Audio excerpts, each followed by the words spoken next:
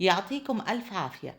مثل ما بنعرف موسم حصاد الزيتون شهر الخير والبركة، وأكيد ما حدا بيستغني عن الزيت والزيتون على سفرته، وخاصة لما الزيت يكون عنا زيت مثل ما بيحكوا زيت أصلي وغير مغشوش، وبالتحديد من مزارع السلط وخير السلط. ولهيك رحنا جولة للمعصرة لحتى نشوف مراحل الزيت.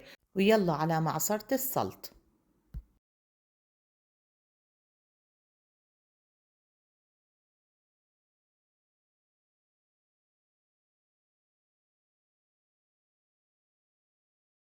الخطوة الأولى رح ينفرز الورق عن حب الزيتون. سبحان الله، موسم حصاد الزيتون إله بهجة، وعصر الزيتون حتى الأولاد مثل ما أنتم شايفين متحمسين لعصر الزيتون. حبوا يشاركوا ويشوفوا مراحل عصر الزيتون. خلينا نشوف خطوة بخطوة.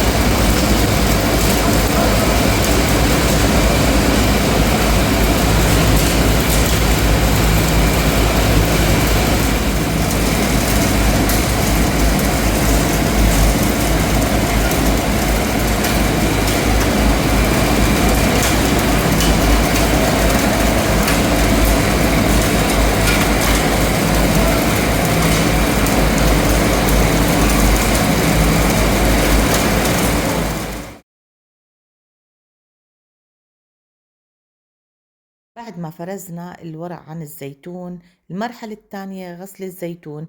أكيد بنعرف إنه الزيتون رح يكون مغبر من الجو، فهاي المرحلة بنغسل بمي سخنة لحتى نتأكد من نظافة الزيتون.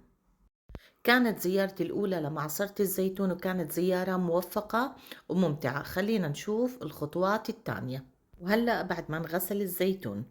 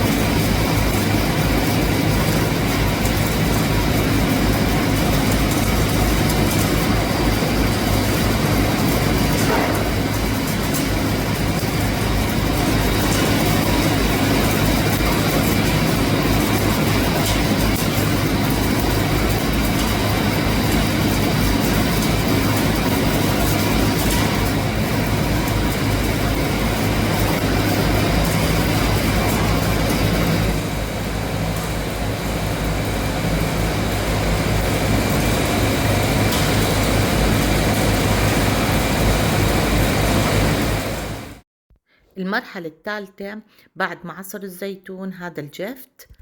خلينا نشوف الماكينات. دخلنا جوا شفنا الماكينات كيف انفصل حبات الزيتون عن البذر، وهيك انفصل البذر تماما عن الحب الزيتون.